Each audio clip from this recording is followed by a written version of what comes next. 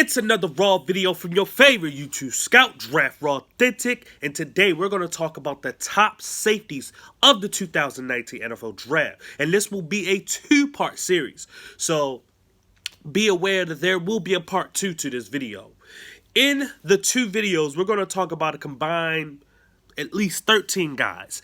Out of those guys, we're going to talk about Chauncey Gardner-Johnson, Darnell Savage, Jonathan Abraham, Amani Hooker, Marquise Blair, Nasir Adderley, Deontay Thompson, Taylor Rapp, Juan Thornhill, Jaquan Johnson, Lucas Dennis, Mike Edwards, and PJ Locke.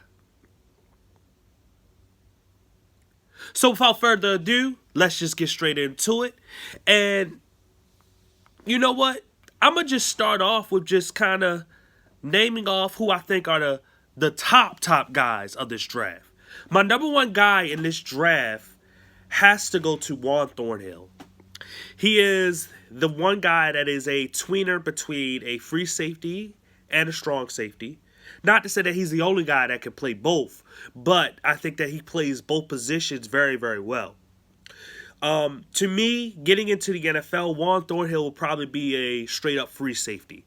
I think that the biggest thing is that a lot of teams are looking for rangy free safeties. They're looking for rangy safeties that can cover. And the thing about Juan Thornhill is that he's that type of guy.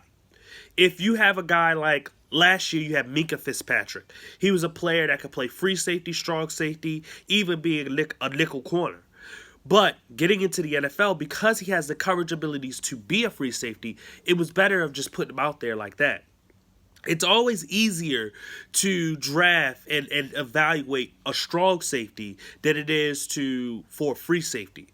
Most free safeties that come out of college, a lot of times, these guys, they're very tweenerish, and they get to a point where they can only be a strong safety because their skill set of just basically their instincts and range and maybe even feet and hip flexion doesn't equate to being a free safety in the NFL.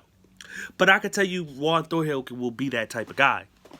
The reason being is the things that I just named. The simple fact is that Juan Thornhill used to be a corner, and he brought those type of skill sets into his safety position. With his feet and his elusive hips, he's able to turn and cut and pretty much have that type of range that you need in a free safety for the NFL. This guy is also a ball hawk, which is one of the biggest things for me of why I like him so much and why I have him as the number one guy. Now, the number two guy on my list is not who many people would think. My number two guy is actually Mike Edwards from Kentucky. Now, you say, who is Mike Edwards? Well, if you don't know who Mike Edwards is, you got to watch some tape on that guy. Mike Edwards is probably the most truest free safety in this draft next to Nasir Adderley. And if you notice the way I'm talking about of who are my top safeties, I always put free safeties ahead of strong safeties because, like I said, it's more easier to find a strong safety than it is to find a free. But in terms of pure free safety, Mike Edwards is that guy. He's not the greatest tackler in the world. He doesn't take the greatest angles, but his range is probably better than any free safety in this draft. I think it's better than Nasir. I think it's better than Juan. Because he doesn't have the greatest tackling ability, and he's not a big hitter, it's kind of hard to put him as my number one. He was my number one for a while until I saw Juan Thornhill. But Mike Edwards, the most pure free safety with the ball skills. And with that being said, to me, he is one of the top guys. Now, he's the type of safety that you're probably going to be able to get in the mid rounds, maybe third, fourth, or fifth round. He's definitely not going to drop out. I don't see him dropping out of the fourth, to be honest with you. And if he does, I don't see him going out of the top 10 in the fifth. It's just the way that, for whatever reason, they kind of rate him. He is kind of on the smallish side, but he's not too small. So it's one of those things where it's just kind of where these scouters, where these guys really rate these players, especially a guy like him who he may be smallish, but he is a pure free safety, so he should be kind of looked at a little bit higher than what I've seen on different draft boards or just different websites of where they have this guy kind of rated. But I'm going to tell you right now, this guy can really, really ball and should be considered to be higher up on people's boards than where he's at. Next on the list is my third favorite safety, and that is Chauncey Gardner-Johnson. Chauncey Gardner, to me, is an absolute ball hawk. He's probably one of the few safeties in this draft that kind of reminds me a little bit of Minka Fitzpatrick in terms of he was a ball hawk too, but also with like a Kenny Vaccaro or Derwin James, these are guys that can play in the nickel. These guys that can cover tight ends and wide receivers and stuff like that. And I really like his ability like that. To me, I would say he's definitely the best nickel corner in this draft, but in all sense of purposes, this guy is definitely a guy that is a safety. Whether he's a free safety or strong safety, if my suggestion, I actually would put him at free safety. So because he's also a really, really good tackler, and having a strong safety out there that's a really, really good tackler, then all of a sudden your whole safety core is a really good tackling safety core. Instead of putting him at strong safety, where he's a really good tackler, and then using someone else at free safety that may not be as good of a tackler as Gardner Johnson. So it's one of those things is that you got to look at it. You got to really evaluate how you want to use him as a player. Like I said, he's definitely a nickel corner, so he will never come off the field. But he's one of those guys where I think that he has a lot ahead of him, and he's probably got the most upside of any safety in this draft class. And like I said, the biggest thing between these top three guys is that they're all ball hawks. They all can play the ball. They all get interceptions, and that's the biggest thing when it comes to these safeties. Next on the list, who I would say would be my fourth rated safety, Darnell Savage from Maryland.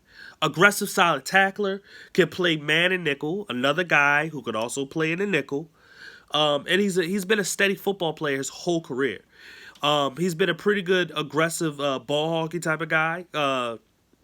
Not big time interceptions or anything like that, but he's been consistent of who he's been his whole career. The way that he plays the ball, the way that he tackles, he's literally like a torpedo, a missile. I would say not a torpedo, a missile, and he goes in and he hits guys, and he usually gets the job done. And when it comes to a Darnell Savage, the simple fact is that he can also, he's a tweener guy in terms of he can be a free safety or strong safety, but on the next level, I'll put him at free safety. And then on top of that, he has great speed, and it shows on tape. And not at what he ran at the combine, but it also shows on tape. This guy is a natural safety for the NFL, and I know I said Gardner Johnson has the highest upside. If I was to say who has the second highest upside, it would definitely be Darnell Savage. Next on the list is my fifth guy, and actually the fifth person is split between two people, Nasir Adderley and Jonathan Abrams. Now, both of these guys are literally opposites of each other. One is a strictly strong safety. The other one is a strictly free safety. And because of his size, he's a free safety. But he's also a big hitter. Sometimes with Nasir Adderley as a free safety, he has some lapses. Maybe he reacts a little bit too late than what I would like. And that's the biggest reason why I have him as my fifth best safety. And with Jonathan Abraham, he reacts very, very quickly. But my thing is that, once again, he's a strong safety. He's not a free safety. To me, it's easier to find strong safeties. Even though I think that he's a little bit better because of his instincts and also his nickel cover ability that he does have. I don't think he can cover wide receivers out of the slot, but I think that he can definitely possibly cover a tight end. The only problem with him covering tight end is, yeah, he's big and thick, but he's not, like, overly tall. He's about 5'11". So when you're going against 6'4", 6'5" tight ends, it's not going to be as easy to cover those type of guys than it will be to cover a receiver. But I don't think he has the quickness of foot quickness of hip flexion to be able to do that. So this is the biggest reason why he's down there. But as a strong safety, just a straight up strong, this guy is a beast. His instincts and his tackling ability puts him that high for me. Because of that, he goes that high.